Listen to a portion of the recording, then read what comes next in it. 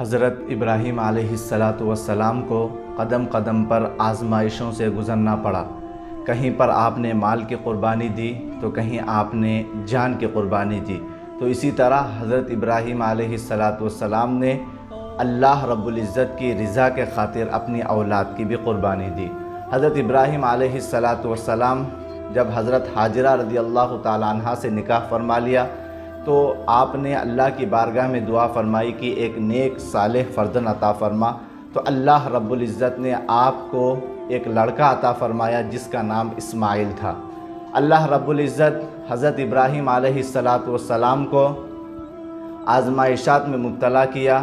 ان آزمائشات میں ایک آزمائش یہ بھی تھی کہ اولاد کی قربانی اللہ رب العزت کی بارگاہ میں پیش کرنا تھا۔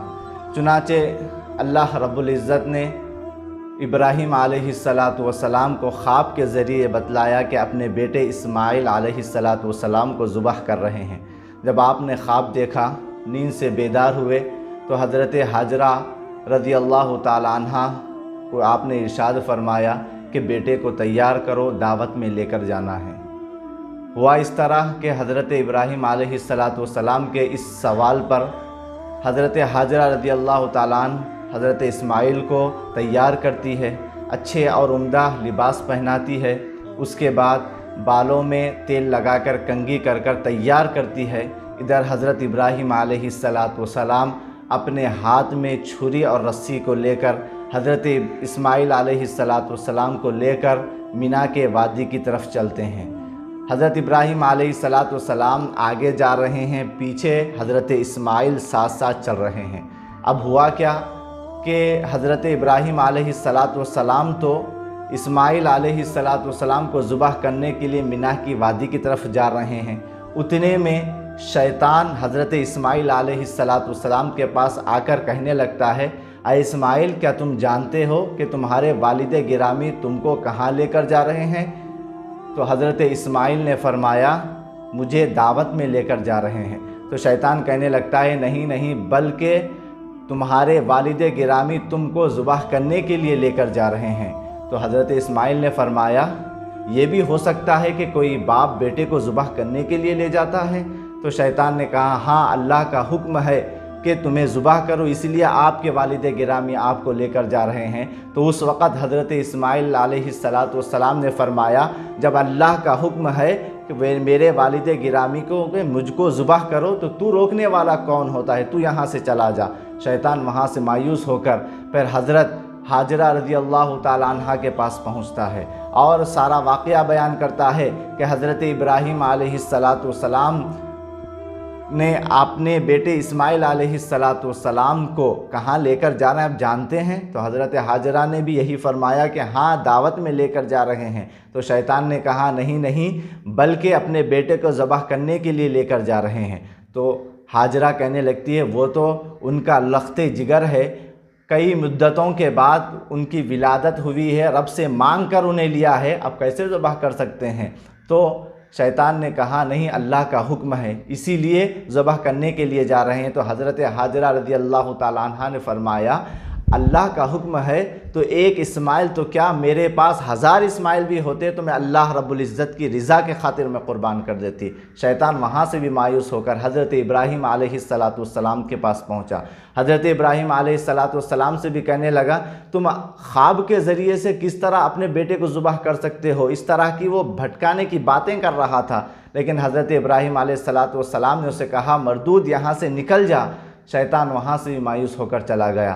آخرکار حضرت ابراہیم علیہ السلام مینا کے وادی میں پہنچنے کے بعد اب تک حضرت ابراہیم علیہ السلام اپنے بیٹے اسماعیل علیہ السلام کو یہ نہیں کہے تھے کہ میں تمہیں ذبح کرنے کے لیے لے کر جا رہا ہوں۔ جب مینا کی وادی میں پہنچے تو حضرت ابراہیم علیہ السلام نے فرمایا، اے اسماعیل، میں نے خواب دیکھا۔ حضرت ابراہیم فرماتے ہیں، قال یا بنی انی ارا فی المنام انی اذبحک فانظر ماذا تری، اے میرے بیٹے، میں خواب میں یہ دیکھتا ہوں کہ تجھ کو ذبح کر رہا ہوں، فانظر ماذا تری، بتا تیری رائے کیا ہے؟ تو حضرت اسماعیل علیہ السلام نے جو جواب دیا، آپ فرماتے ہیں یا ابت فعل ما تؤمر، اے میرے والد بزرگوار، اے میرے بابا جان، جو چاہیے کریے، جو آپ کو حکم دیا گیا ہے، ان قریب مجھ کو صبر کرنے والا پائیں گے۔ تو اب ہوا کیا، حضرت ابراہیم علیہ السلام اپنے بیٹے حضرت اسماعیل کو منہ کے بل زمین پر لٹا دیتے ہیں۔ لٹانے کے بعد حضرت اسماعیل کہنے لگتے ہیں بابا جان میرے ہاتھ اور پیر کو رسیوں سے جکڑ دیجئے، تاکہ جب آپ مجھے ذبح کریں گے تو میں تڑپوں گا، تو میرے تڑپنے کی وجہ سے آپ کے اللہ رب العزت کے حکم میں تعمیل میں دیر ہو سکتی ہے، اس طرح کا عمل نہ ہو، اسی لیے میرے ہاتھوں کو اور پیروں کو باندھ دیجئے۔ حضرت ابراہیم علیہ السلام نے ہاتھوں کو اور پیروں کو باندھ دیا۔ اس کے بعد جب چھری ہاتھ میں لی اور جیسا ہی ذبح کرنے کے لیے جا رہے تھے تو حضرت اسماعیل نے کہا کہ اے بابا جان رک جائیے۔ تو ابراہیم علیہ السلام نے فرمایا بیٹے اب کیا ہوا؟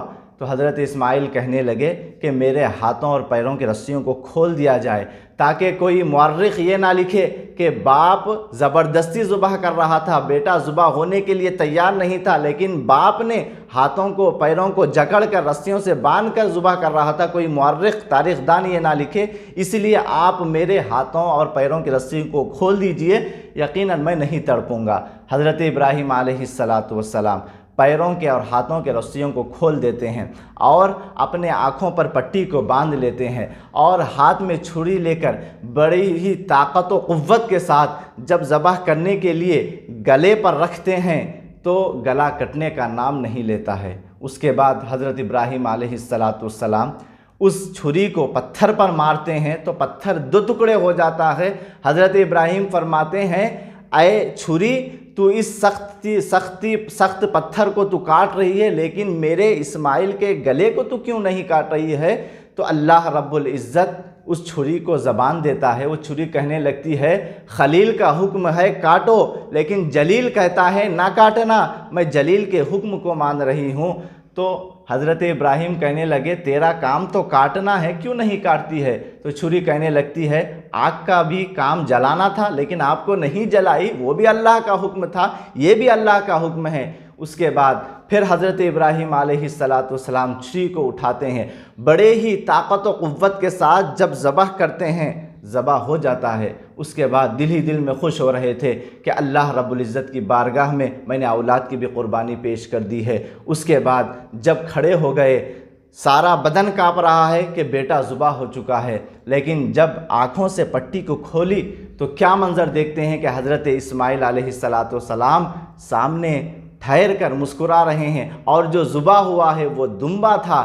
جیسا ہی حضرت اسماعیل کی مسکراہٹ کو آپ نے دیکھا تو حضرت جبرائیل بھی پاس کھڑے تھے، تو حضرت ابراہیم کہنے لگے اللہ اکبر، تو حضرت اسماعیل نے فرمایا اللہ اکبر لا الہ الا اللہ واللہ اکبر، تو حضرت جبرائیل کہنے لگے اللہ اکبر وللہ الحمد۔ تو یہ اس طرح حضرت ابراہیم علیہ السلام نے اللہ کی بارگاہ میں اولاد کی قربانی پیش کی، تو اللہ رب العزت نے ان کے منہ سے نکلے ہوئے جملے بھی قیامت تک رکھا اور قربانی بھی قیامت تک رکھ دیا ہے۔ تو یہ حضرت ابراہیم علیہ السلام نے اولاد کی قربانی اللہ کی بارگاہ میں اس طرح پیش کی ہے۔ تو یقیناً حضرت ابراہیم علیہ السلام قدم قدم پر آزمائشات سے گزرتے رہے، ہر آزمائش میں آپ کامیاب ہو گئے۔ مال کی قربانی کی بات آئی، آپ نے وہ بھی اللہ کی راہ میں قربان کر دیا۔ جان کی قربانی کی بات آئی تو آپ نے جان کو بھی قربان کر دیا۔ اولاد کی بھی قربانی کی بات آ گئی تو آپ نے اولاد کی قربانی کو بھی اللہ کی بارگاہ میں پیش کر محبت خداوندی میں آپ کمال درجے تک پہنچ گئے۔